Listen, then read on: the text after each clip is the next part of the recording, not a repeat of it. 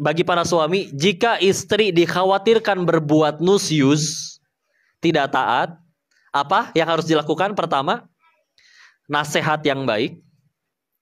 Kedua, tinggalkan dia dari tempat tidurnya, pisah ranjang. Yang ketiga apa? Boleh dipukul. Serius, ini saya katakan istri boleh dipukul dalam Islam. Walaupun ada aturannya ya. Ternyata di toilet, mohon maaf, ia buang air besar dan air kecil, lalu ditampung, dibalurkan ke seluruh tubuhnya. Ketika keluar dari kamar mandi, si pemerkosanya jijik, diusir, suruh pulang. Aman yang di luar? Biar Allah yang menyampaikan suara ini ke hati kita semua ya, insyaallah. A'udzu billahi minasyaitonir rajim. Bismillahirrahmanirrahim. Rabbi shrah li sadri wa yassir li amri wahlul 'uqdatam min lisani yafqahu qawli. Rabbana zidna ilman warzuqna fahman birahmatika ya arhamar rahimin. Subhanaka la ilma lana illa ma 'allamtana innaka antal alimul hakim. Bismillahirrahmanirrahim. Assalamualaikum warahmatullahi wabarakatuh. Alhamdulillahi rabbil alamin. Alhamdulillahilladzi anzala sakinata fi qulubil mu'minin liyazdadu imana ma'a imanihim. Segala puji hanya kepada Allah yang menurunkan hujan yang penuh keberkahan ini. Kita tahu kita butuh vitamin dan mineral, itu ternyata banyak di dalam tanah. Tapi kita nggak mungkin gadoin kalau di sini nambul, ngeganyangin tanah, kita nggak mungkin ya. Maka Allah jadikan dari sebuah biji tumbuh menjadi pohon, buahnya manis, enak, bisa dimakan, itu menyegarkan, itu menyehatkan bagi kita. Membuat yang dari di tanah, membuat jadi bisa kita makan. Turun dari hujan keberkahan ya. Dan salawat beserta salam semoga selalu tercurah kepada junjungan kita baginda Rasulullah Muhammad sallallahu alaihi wasallam beserta para keluarganya, para sahabatnya, dan semoga Allah sanggupkan kita istiqomah mengikuti sunnah-sunnah beliau sampai akhir hayat kita. Amin ya rabbal alamin.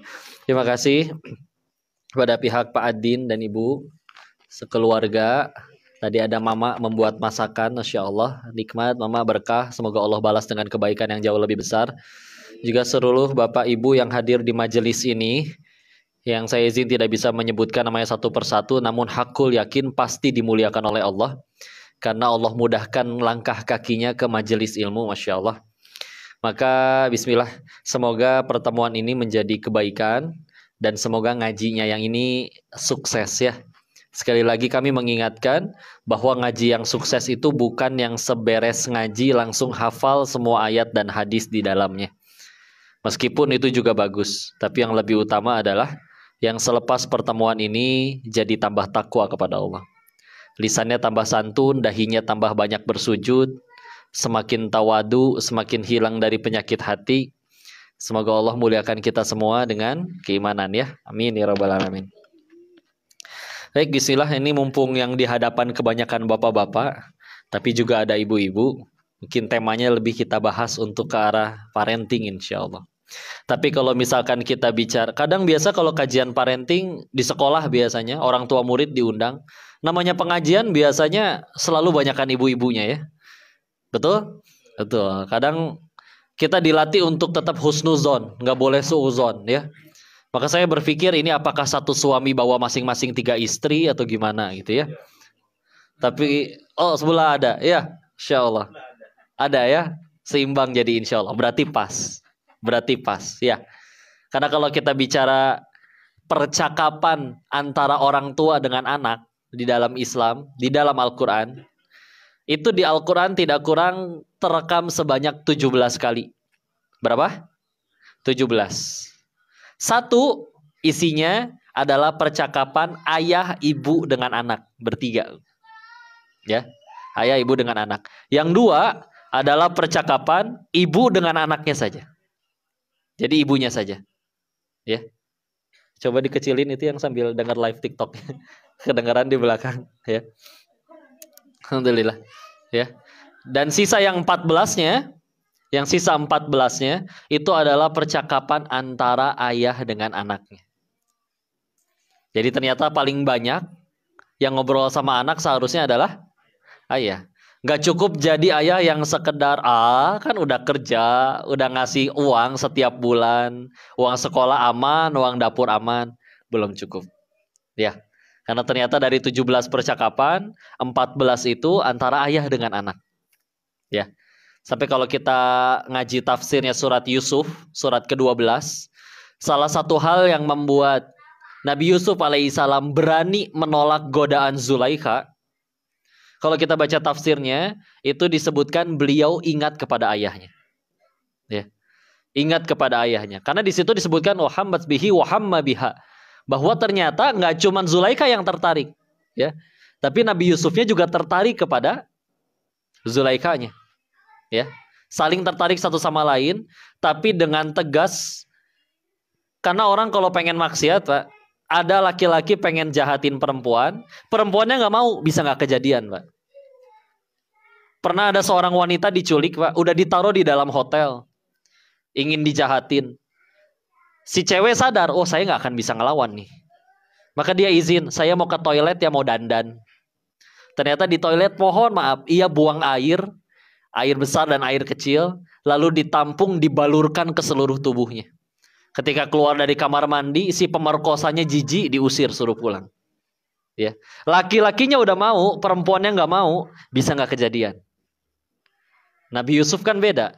Perempuannya yang mau, perempuannya yang ngunciin pintu, perempuannya yang ngajak sembunyi-sembunyi, diam-diam, masih berani berkata, aku takut kepada Allah.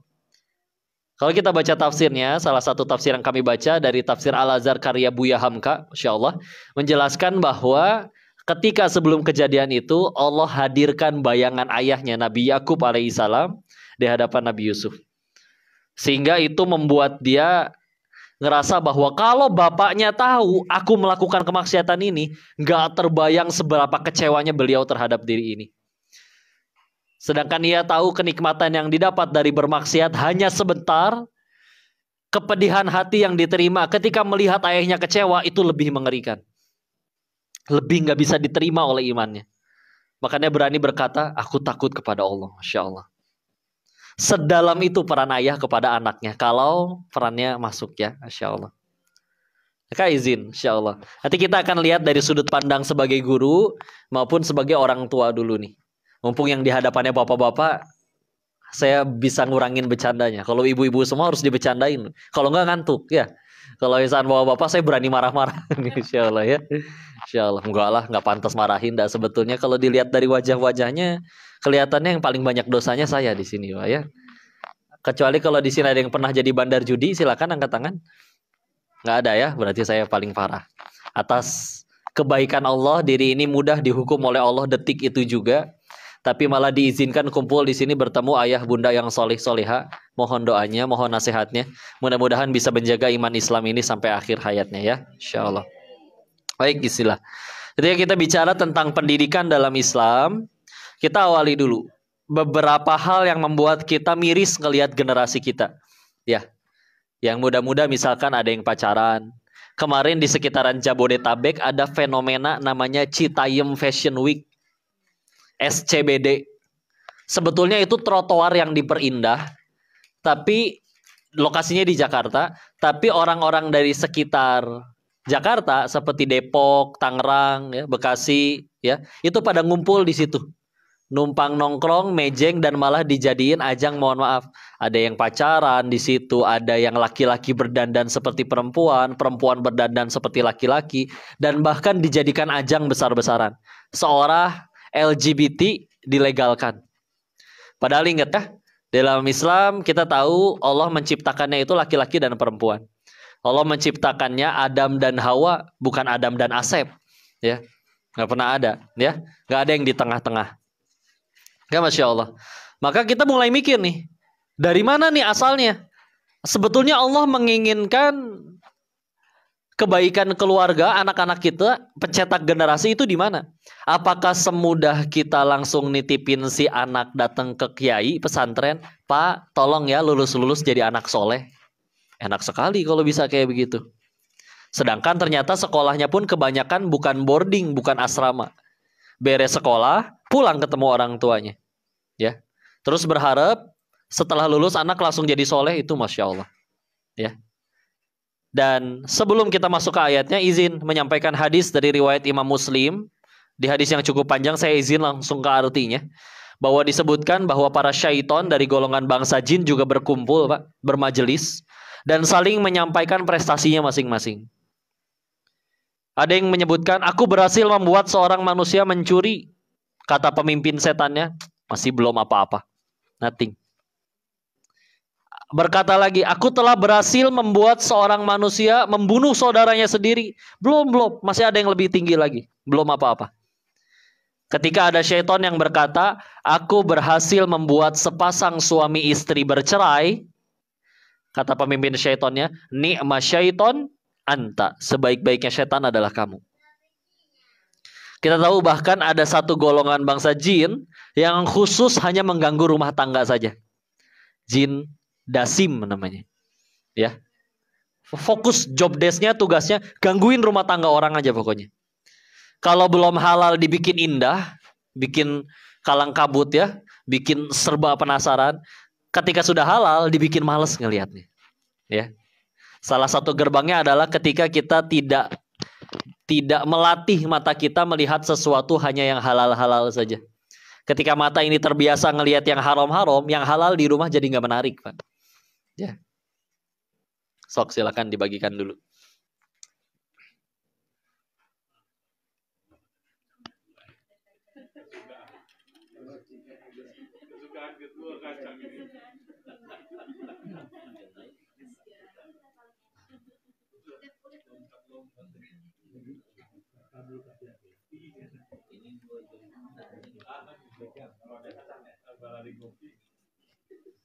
Lanjut. Baik, bismillah. Maka balik lagi, itu kabar buruknya. Tapi insya Allah, mari kita lihat. Ya, soklah, mangga bagiin dulu.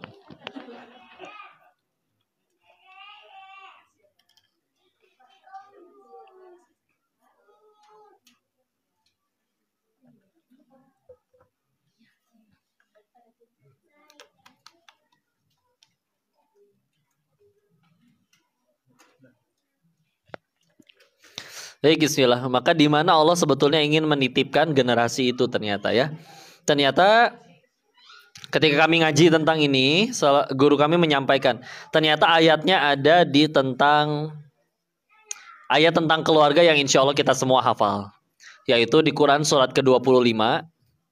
Surat apa? Al-Furqan. Di ayat ke-74-nya. Dari total 77 ayat.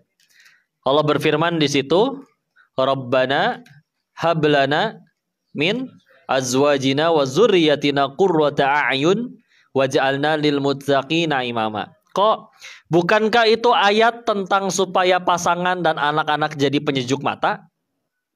Betul, itu ayat tentang keluarga. Tapi lihat, Allah menutup ayat tentang keluarga itu lil muttaqina imama. Agar jadi orang yang bertakwa dan jadi pemimpin, atau lebih tinggi lagi, pemimpin orang-orang yang bertakwa. Ya. Sehingga ternyata Allah lebih mengkehendaki bahwa ternyata pendidikan anak ya tepatnya memang di rumah. Ya. Gimana ceritanya satu kiai megang 1000 anak, kiainya sendiri punya anak, ya. Tahu-tahu pulang-pulang itu anak yang 1000 langsung pada jadi soleh, itu gimana ceritanya? Lebih masuk akal sepasang orang tua, terserah Allah mau dikaruniainya berapa anak. Kalau saya 9, berarti kata Allah kamu sanggup mendidik 9. Kalau saya cuma 1, berarti kata Allah kamu sanggupnya cuma 1. La yukallifullahu nafsan illa wus'aha. Al-Baqarah 286. Gak akan kita dibebani melebihi kemampuan kita. Maka itu adalah lebih tepat insya Allah. Ya. Maka ternyata adanya di rumah tangga. Makanya di syarah hadis yang tadi yang riwayat Imam Muslim, kenapa kok prestasi paling tinggi bagi syaitan itu adalah mengganggu rumah tangga sampai cerai? Walaupun cerai tidak diharamkan dalam Islam, ya. Tapi kebanyakan penyebab perceraian adalah sesuatu yang ya dunia ya, kecantol sama yang lebih muda dan yang lain-lain, ya. Kenapa itu yang paling tinggi? Karena memang kemudorotan dari perceraian itu banyak, alhamdulillah. Yang laki-laki dan perempuannya bisa tergelincir pada perzinahan. Anak-anaknya biasanya bermasalah, broken home, ya. Maka Masya Allah, ternyata di situ yang diserang. Maka ketika kita mengingat ke arah sana, oke, berarti ternyata Allah menitipkannya di rumah tangga. Maka tentu untuk mendidik generasi perlu ilmu. Izin mengutip pendapatnya Imam Malik bin Anas, gurunya Imam Syafi'i rahimahullah. Ya. Beliau di situ menyebutkan yang artinya kita bisa terjemahkan siapapun, kapanpun, dimanapun, semuanya ya. Jika ingin mendidik generasi menjadi baik, tidaklah mungkin, kata beliau mustahil, kecuali dengan satu cara. Yaitu cara sebaik-baik manusia mendidik sebaik-baik generasi. Ya. Mau pakai cara profesor di Jepang kek, profesor di London kek, enggak. Satu cara yang pasti akan berhasil, cara sebaik-baik manusia mendidik sebaik-baik generasi. Siapa sebaik-baik manusianya? Rasulullah Muhammad SAW. Dan siapa generasi terbaik? Para sahabat yang mendampingi beliau. Ya, kala Rasulullah SAW bersabda yang maknanya generasi yang terbaik adalah generasiku, setelahnya dan setelahnya. Itulah yang disebut generasi salafus salih. Ya, kalau dikurunkan dengan waktu yang telah lahir di bawah tahun 200 Hijriah. Ya, sahabat, tabiin dan tabiut tabi'in. Ya, ternyata ada di situ. Maka izin kalau ternyata dari awal, misal di sini ada yang belum menikah, terus untuk menikahnya aja bahkan cuman karena sekedar saya udah diledekin jomblo melulu nih, ataupun naudzubillah ada yang udah DP duluan, jadi harus dinikahi, ya. Terus akhirnya ngedidik, ya nggak ada pegangan, nggak tahu Quran itu apa, yang dihafal cuman trikul doang misalkan. Terus ternyata ingin anak generasi jadi hebat, anak mulai rewel. Apa mulai yang dikasih? Senjata andalan orang tua zaman sekarang ya. Cocomelon. Tahu Cocomelon? Izin bukan nggak boleh ya. Tapi memang kita selalu jujur, guru kami mengingatkan ya. Antara Al-Quran dengan musik itu nggak bisa bersatu di dalam hati. Ya. Saya sedang tidak membahas hukum halal haramnya musik, akan kepanjangan. Tapi wallahi makin dekat dengan Al-Quran makin malas dengerin musik. Makin sering dengerin musik makin malas dengerin Al-Quran. Sedangkan yang kira-kira jadi petunjuk musik atau Al-Quran? Quran. Ya. Kayak ini dia ya. Maka oke, gimana kok?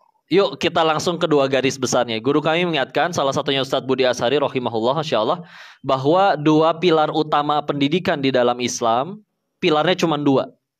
Apa saja? Satu, doa. Dua, keteladanan. Ulangi. Satu, doa. Dua, keteladanan. Insya Allah kita bahas pelan-pelan. Satu, ada apa dengan doa? Ya, saya izin mengambil contoh misalkan dari kisahnya Imam Syafi'i rahimahullah. Beliau itu setiap kali bangun sholat malam dan pasti rajin ya.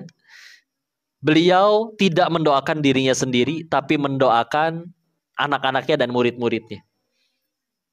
Jadi salah satu keunggulan beliau, kenapa murid-murid beliau, anak-anak beliau jadi semua, karena memang beliau bangun tahajud yang didoain anak-anak dan murid-muridnya. Ya. Kok bukankah seumur hidup gak tahajud itu gak dosa? Betul. Tapi kita tidak sedang bahas tahajud dosa atau enggak, sunnah atau enggak, bukan hukumnya. Tapi kalau kita ingin bicara agar supaya anak-anak kita jadi investasi terbaik bagi kita, bismillah, tahajud itu senjata yang luar biasa. Ya. Izin ya, kita bahas apa perbedaan Nabi dan Rasul. Tahu? Nabi itu kan dapat wahyu dari Allah, tapi tidak diperintahkan menyampaikan kepada umatnya. Rasul dapat wahyu dari Allah dan lalu diperintahkan menyampaikan kepada umatnya. Waktu surat pertama turun, surat ke-96 kalau urutan mushaf, surat Al-Alaq ayat 1 sampai 5, Iqra bismi rabbikal ladzi khalaq sampai ayat ke-5, itu Muhammad SAW diangkat jadi nabi atau rasul? Nabi. Ya. Karena hanya turun wahyu, belum ada perintah berdakwah di ayat 1 sampai 5. Berarti kapan beliau diangkat jadi rasul kok? Nanti setelah pulang, ya. Turun surat ke-74, surat Al-Muddathir ayat 1 sampai 7. A'udzu billahi minasyaitonir rajim. Bismillahirrahmanirrahim. Ya ayyuhal muddathir Qum fa'anzir wa rabbaka fakabbir wa thiyabaka fatahhir warrujza fahjur wa la tamnun tastakthir wa li rabbika fasbir. Lihat ayat keduanya. Qum, bangkit, fa'anzir, berikan peringatan. Oh, turun tuh perintah berdakwah. Bahkan di situ disuruh juga di ayat-ayat selanjutnya untuk memakai pakaian yang baik. Karena mungkin izin ya ceramah kayak gini saya pakai sempak sama kutang doang misalkan. Nggak sopan, Pak. Nggak menghormatin majelis. Ya, makanya didandanin rapih ini teh. Ya, bukan gagayaan, menghormati majelis ya insya Allah. Turun perintahnya. Tapi ternyata beberapa riwayat menjelaskan bahwa sebelum surat 73 turun, sebelum surat 74 turun, Mudaththir, turun surat sebelumnya, surat 73. Kalau urutan mushaf. Yaitu surat Al-Muzammil. Ya. A'udzu billahi minasyaitonir rajim. Bismillahirrahmanirrahim. Ya ayyuhal muzammil qumil laila illa qalila nisfahu aw yanqus minhu qalila aw zid 'alaihi warattilil qur'ana tartila. Wahai orang yang berselimut. Ayat keduanya sama, disuruh bangkit. Kum, bangkit. Kumil laila illa qalila. Bangun kamu di malam hari kecuali cuman sedikit. Ayat ketiganya, kapan bangunnya? Nisfahu, setengahnya. Nah, kita bicara nih, Pak. Oke, tadi kita udah sepakat ngikutin Imam Malik nih. Pengen hebat, ya udah ngikutin Nabi. Ya. Tapi nabinya tengah malam udah bangun, kita tengah malam masih bangun. Nah, sejauh itu perbedaan kita dengan beliau. Ya, kita lagi nggak bahas begadang halal haram, bukan itu ya. Tapi beliau bangun. Izin ya, kalau Al-Quran udah ngebahas sesuatu, pasti itu penting. Contoh, di Al-Quran ada nggak tata cara bikin sayur asem? Sayur lodeh? Nggak ada. Berarti izin para bunda-bunda ahli sayur-sayuran ya. Kalau ada yang nggak bisa bikin pun, tapi takwa kepada Allah masih bisa ke surganya Allah. Tapi masalah bangun tidur diatur di Al-Quran. Ya. Sebelum Nabi diperintahkan berdakwah, Nabi disuruh bangun sholat malam dulu. Itu bahkan sebelum Isra Mi'raj, Pak, yang 5 waktu. Ya. Itu soalnya bakal jadi senjata banget untuk nanti berdakwah, ngajarin anak, ngajarin murid-muridnya. Nggak pakai tahajud, semua orang bisa Pak bebas nyampein. Tapi kata almarhum Kiai Haji Arifin Ilham, guru kami di Bogor, Al-Zikra Sentul ya. Beliau menyebutkan orang yang ahli tahajud itu Allah akan turunkan yang namanya haibah jalaliyah. Apa tuh? Seperti karisma, wibawa, ya aura ya, yang datang dari keagungan Allah. Yang hanya memang diberikannya kepada ahli tahajud. Dua orang bisa jadi ngomong suatu hal yang sama. Tapi yang satu rajin tahajud, yang satu enggak. Allah bisa bolak-balikan hati kita. Kok pengen yang ngikutin orang itu? Kok omongan orang itu masuk ya ke hati saya? Padahal saya udah pernah dengar ini loh dari orang lain. Ya, itu bismillah. Yuk, tahajud. Ya, mulai bangun bismillah. Mulai dari 2 rakaat dulu. Demi Allah Bu, Pak, di Sumatera Utara itu tahajudnya gampang banget Pak. Bangun jam 5 masih bisa tahajud Pak. Coba di Pulau Jawa mah Pak ya. Bangun jam 5 udah ketinggalan sholat berjamaah Pak, udah bubar. Apalagi di Surabaya ya. Karena lebih awal. Rekor paling paginya azan subuh di Surabaya itu bisa pernah di 3.55. Jam 4 belum udah beres sholat subuh Pak. Ya. Jadi kalau pengen tahajud mesti minimal ya udah lebih awal lagi. Di sini bangun jam 5 masih sempet tahajud, Masya Allah ya. Yuk minimal bismillah 2 rakaat minimal ya. Lama-lama nambah insya Allah. Istilah itu kekuatan dari tahajud. Ya. Itu yang pertama tentang kekuatan doa. Ya. Lanjut. Tadi setelah doa apa pilar yang satu lagi? Keteladanan, insya Allah. Karena kita tahu memang ternyata Rasul itu memang nggak asal nyuruh ya, tapi ngasih contoh, izin ya. Ini kisah ketika akan perang Uhud, kan Nabi dapat intel, dapat informasi, maka kumpullah diajak para sahabat-sahabat rapat militer. Nabi bahkan di situ menyampaikan, aku mendapat mimpi. Mimpinya Nabi bukan asal, ya. Aku mendapat mimpi bahwa kita tunggu di kota, kita perang kota. Tapi kata para sahabat-sahabat yang lain yang cenderung lebih muda, kita keluar aja, sambut mereka di Uhud, peranglah di Uhud, ya. Karena dulu di luar Madinah, sekarang masuk ke dalam Madinah, ya. Maka ya sudah, karena memang sudah itu keputusannya, ketok palu, semua siap-siap, karena itu rapatnya pada zuhur, pada asar mereka udah berangkat. Ya. Ketika Nabi sudah pulang mempersiapkan dirinya, sahabat yang lain masih pada ngumpul tuh di majelis, ngobrolin. Kalau bahasa kita ya, serius nih kita nggak ngikutin Nabi, dapat mimpi loh Nabi kita dari Allah. Terus gimana dong? Ya udah kita utus aja satu orang datang ke rumah Nabi, sampaikan kami ikut strategi beliau. Ya, diutus salah satu akhirnya. Ya, lalu disampaikan pas nyampe ke rumahnya Nabi, Nabi lagi pakai pakaian perang. Disampaikan, wahai Nabi sesungguhnya kami ikut strategi engkau saja. Apa jawabnya Nabi waktu itu? Beliau menjawab yang artinya tidaklah pantas bagi seorang Rasul menurunkan pakaian perangnya sebelum Allah tentukan siapa yang menang antara nabinya atau musuhnya.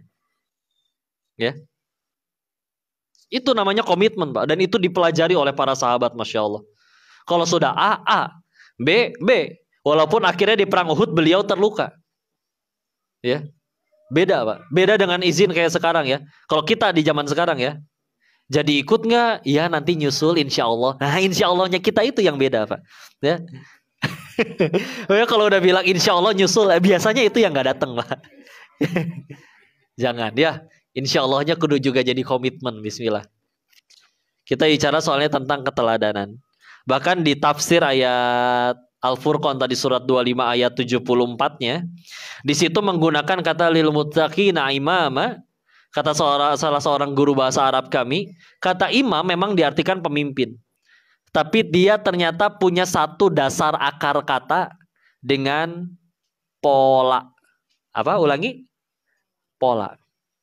Apa kok maksudnya pola? Kita kalau ngejahit ya, dikasih kain, cuma disuruh ke atas 30 cm, ke kiri pusing. Tapi kalau udah digaris-garisin ya enak ya, tinggal ngikutin polanya, itu lebih mudah. Makanya kata kepemimpinan itu sesuai dengan ada polanya, ada yang ditiru. Ya, sedalam itu loh, masya Allah bahasa Arab ya, masya Allah. Pola kepemimpinan, izin ya, izin. Sahabat Nabi dalam mendidik sahabat, izin. Nabi pernah mukul nggak? Enggak? Izin ya. Nabi pernah mukul sahabat dalam mendidiknya. Ya.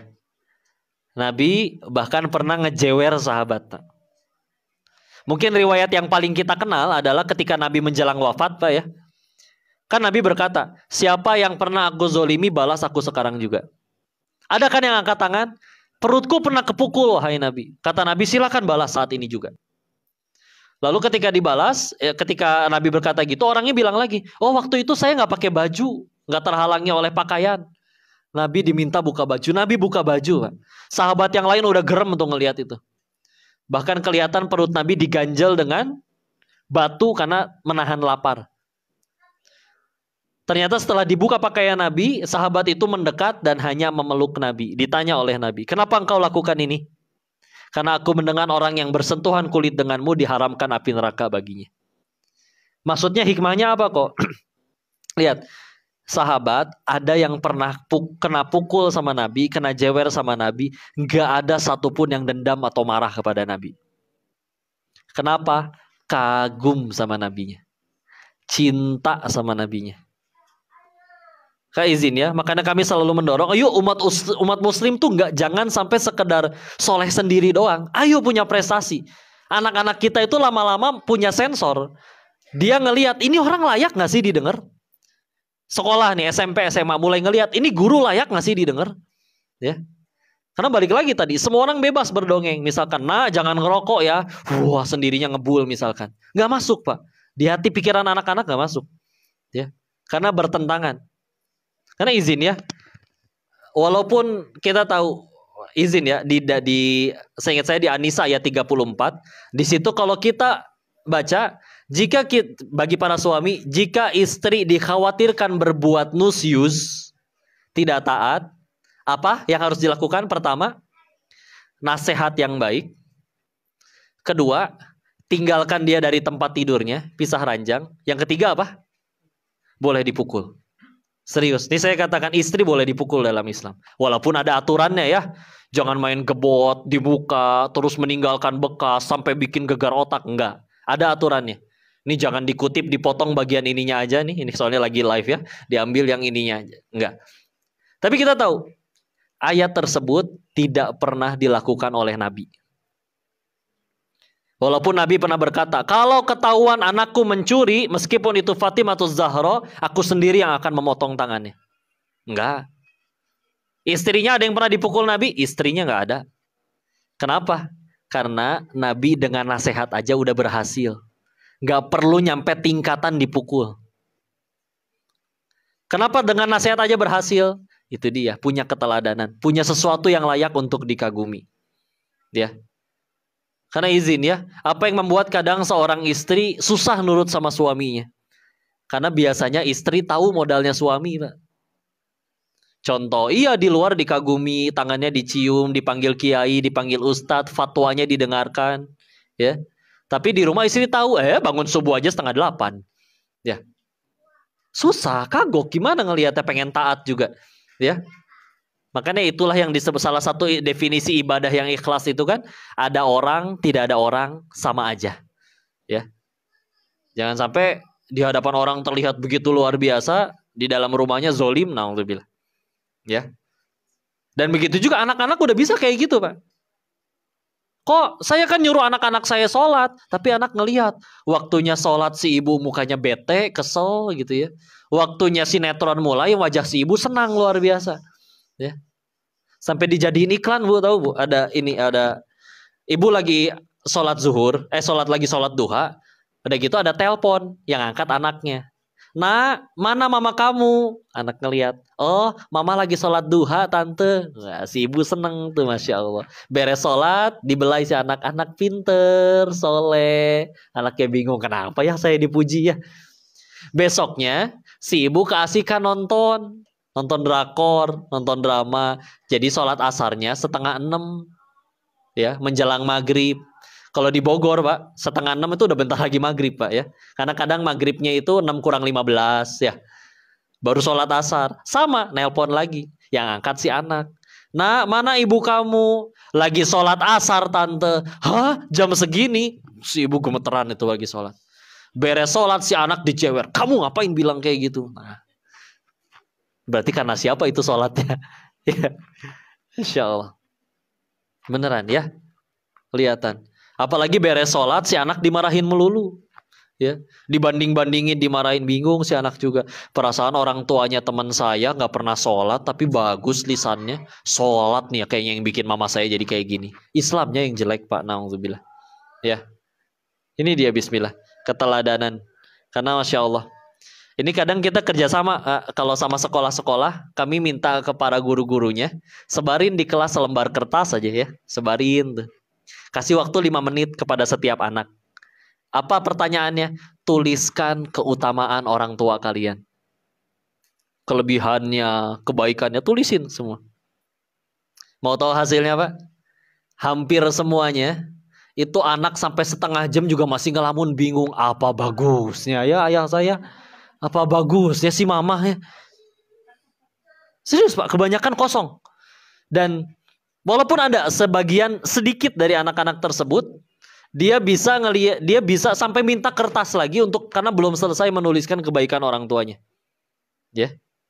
Dan ketika dilihat kualitas anaknya, oh memang berbeda, Masya Allah. Memang berbeda. Ya. Dan itu nanti boleh ditunjukkan kepada orang tua ketika bagi rapot misalkan. Ya, kami kemarin nanya ayah, ibu kepada anak-anak tentang kesan pesan kalian sebagai orang tua kepada anak-anak. Orang tua ketika bagi rapot misalkan, ya kami kemarin nanya ayah, ibu kepada anak-anak tentang kesan pesan kalian sebagai orang tua kepada anak-anak. Ini hasilnya, kasih lihat. Kata orang tuanya, loh kok kosong? Ya itulah, Anda tidak meninggalkan kesan apapun bagi anak Anda. Ya, berani ngomong gitu nggak tapi gurunya ya, Insya Allah. Ya karena ya kadang ya izin ya kita dalam kenyataan sekarang, apalagi di kota besar, yang penting udah nafkahin, udah kerja, udah ngasih duit. Udah aja selesai. Nggak ada percakapan dengan anak. Apalagi kalau rumahnya gede. Dari kamar ke ruang tamu aja masih naik angkot, Pak. Ya, saking gedenya. Banyak di sana rumah-rumah orang kaya, Masya Allah. Ya, ketika ditanya siapa yang paling berkesan bagi si anak, pembantunya. Karena yang nemenin tiap hari pembantunya. Ya, Masya Allah. Ya, ini penting keteladanan. Karena Bismillah, ketika akhirnya insya Allah doa sudah, keteladanan didapat, anak kagum sama orang tuanya, mengidolakan orang tuanya, itu Bismillah. Ya, itu Bismillah. Segalanya dalam dunia pendidikan akan lebih mudah. Termasuk juga guru-guru, ya. Semuanya akan Bismillah lebih mudah. Karena kalau misalkan itu yang belum, itunya belum, keteladanannya belum dapat, maka memang akan lebih sulit. Ya. Walaupun istilahnya kita berusaha marah, ngambil, biasanya anak bisa berani lebih ngadat ketika diambil handphonenya, marah misalkan dia. Ya. Ya, bisa jadi dapat kekaguman dari orang tuanya, didapat kekaguman dari anaknya, istilah. Misalkan anak kita ngefans sama artis Korea, Bu ya. Lagi main handphone melulu gitu. Terus artis Koreanya datang dari Korea, ngambil handphone si anak. Ngambek nggak kira-kira itu anak? Enggak. Kenapa? Yang ngambil adalah idolanya. Izin salah satu renungannya, jadi maksudnya adalah agar jangan sampai setiap ada masalah tuh anak terus yang disalahin.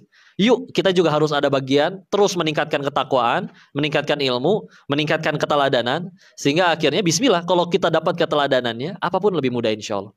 Karena yang ngambil handphonenya nanti, atau yang ngasihnya, atau yang merintahnya, atau yang nyuruhnya, atau yang melarangnya, itu orang yang dikagumi oleh si anak. Bismillah insya Allah. Ya, doa dan keteladanan. Dan terakhir mungkin sekali penutup untuk dari sudut pandang kalau kita menjadi sebagai pengajar. Wabil khusus kalau di sini ada yang di dunia pendidikan ya, guru. Kita tahu doanya Nabi Musa ketika akan berdakwah kepada Firaun. Rabbishrahli sadri wa yassirli amri wahlul 'uqdatam min lisani yafqahu qawli. Dari surat apa? Surat ke-20 ya, surat Toha. Ya. Surat Toha ini di ayat ke-25 sampai 28. 25, 26, 27, 28. Maka kita fokus ke di situ, minta wahlul 'uqdatam min lisani, lepaskan kekeluhan atau ikatan di lidahku. Kalau kita baca tafsirnya kan salah satu yang paling banyak dibahas, karena dulu waktu kecil Nabi Musa alaihissalam pernah memakan bara api. Ya, makanya ngomongnya jadi kayak gagap. Tapi ada ulama tafsir yang menjelaskan bahwa kalau misalkan Nabi Musa itu gagap, berarti melanggar ayat Allah yang lain dong. Di mana? Di Quran surat ke-14 Ibrahim di ayat ke-4-nya. Ya, bahwa Allah menurunkan nazzalna para nabi, mengutus para nabi bilisanin qaumihi, dengan lisan kaumnya. Linubayyina lahum, untuk menjelaskan kepada mereka. Bagaimana menjelaskan tanpa bahasa, tanpa bisa berbicara dengan baik. Maka ulama tafsir ini berpendapat, berarti kenapa Nabi Musa berucap wahlul 'uqdatam min lisani, bukan karena beliau gagap, tapi beliau punya penjelasan yang lain. Yang pertama, satu, beliau meminta lisannya dilepaskan dari kekakuan ketika berdakwah kepada Firaun, karena satu, Nabi Musa pernah makan jasanya Firaun. Maksudnya apa kok? Kan kita tahu beliau dihanyutkan ya. Lalu akhirnya kan yang ngangkat anak istrinya Firaun. Berarti tinggal di istananya Firaun. Berarti yang ngasih makan siapa? Firaun. Makan rezekinya Firaun. Makanya dakwah paling berat itu kepada orang tua, betul? Kenapa? Kita terlalu banyak makan jasa beliau. Ya. Makanya dianjurkan kepada setiap orang yang mengajar, ingin mendidik siapapun, jangan terlalu banyak, jangan makan jasa orang lain. Kita lagi nggak bahas halal haramnya ya. Misalkan ada seorang guru tahu, itu toko punya orang tua dari anak didik saya tuh. Makan kesana nanti digratisin. Misalkan gitu ya. Boleh, nggak haram. Boleh, halal, silakan. Tapi izin, itu bisa mengganggu dakwah.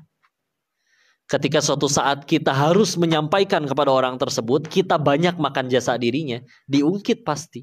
Sebagaimana Firaun, kalau bahasa kitanya, kamu bukannya dulu anak yang saya kasih makan, sekarang berani-beraninya ngajarin. Itu dia, na'udzubillah. Ya, yuk jaga. Seperti sebagaimana kezuhudannya Imam Ahmad ibn Hambal, ketika beliau akan berangkat haji, rebutan itu murid-muridnya ingin ngasih bekal. Tapi beliau nggak pernah menerima satupun. Bahkan untuk bertahan hidup di tanah suci, beliau memilih untuk jadi kuli panggul. Karena beliau nggak mau menerima sesuatu tanpa melakukan sesuatu untuk orang tersebut. Ya. Waktu itu beliau sudah terkenal, tapi masalahnya nggak ada Google. Jadi nggak tahu mukanya yang mana Imam Ahmad itu. Ya, jadi nggak tahu, beliau nggak memperkenalkan diri, daerahnya karena beliau dari Baghdad ya. Ya, maka nggak ada yang kenal, nggak banyak yang kenal. Hanya namanya yang dikenal dan keilmuannya. Muka nggak pada tahu. Ya, maka jadi kuli panggul di sana, masya Allah. Yang kedua, kenapa minta agar kekeluhan di lidahnya dilepaskan? Karena yang kedua adalah Nabi Musa alaihissalam pernah melanggar aturannya Firaun. Kapan kok? Quran surat 28 Al-Qasas yang menceritakan ketika Nabi Musa itu melerai orang Kibeti sama Bani Israel, ada yang berantem, Mbak. Dipisahin, orangnya rese kan, dipukul sekali pukul mati. Ya, di surat Al-Qasas. Nanti mangga ya dibaca terjemahannya. Ya, di surat Al-Qasas mati, maka melarikan diri ke negeri Madian. Para ulama berbeda pendapat apakah itu sejaman dengan zaman Nabi Syuaib alaihissalam atau bukan, ya.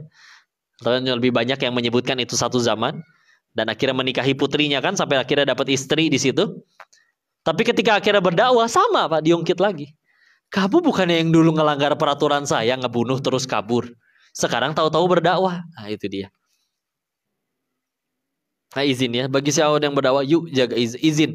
Ini bahkan bukan sekedar yang melanggar yang haram, yang jelas-jelas dosa. Ya. Ketika kita bicara misalkan contoh ilmu hadis, agar hadis itu bisa jadi sahih, ada 5 syarat minimalnya. 1, ittasolus sanad, bersambungnya sanad. 2, adalatul rawi, rawinya adil. 3, dobtu rawi, rawinya pada dobit, hafalannya kuat. Yang keempat, tidak ada syadz. Yang kelima, tidak ada ilat. Kita lihat yang kedua, adilnya rawi. Adil di situ bukan adil dalam bahasa Indonesia. Kalau adil dalam bahasa Indonesia, pisang goreng 4, orangnya 4 dibagi seorang 1. Nah, itu adil dalam bahasa Indonesia. Dalam bahasa tersebut adalah termasuk di dalamnya menjaga izzah dan kehormatannya. Bahkan untuk sesuatu yang mungkin itu bukan haram. Kayak contoh, kalau Imam Bukhari hidup di zaman sekarang, kira-kira beliau nongkrong nggak di warung kopi atau di warnet? Enggak. Pasti orang seperti beliau ada di majelis ilmu.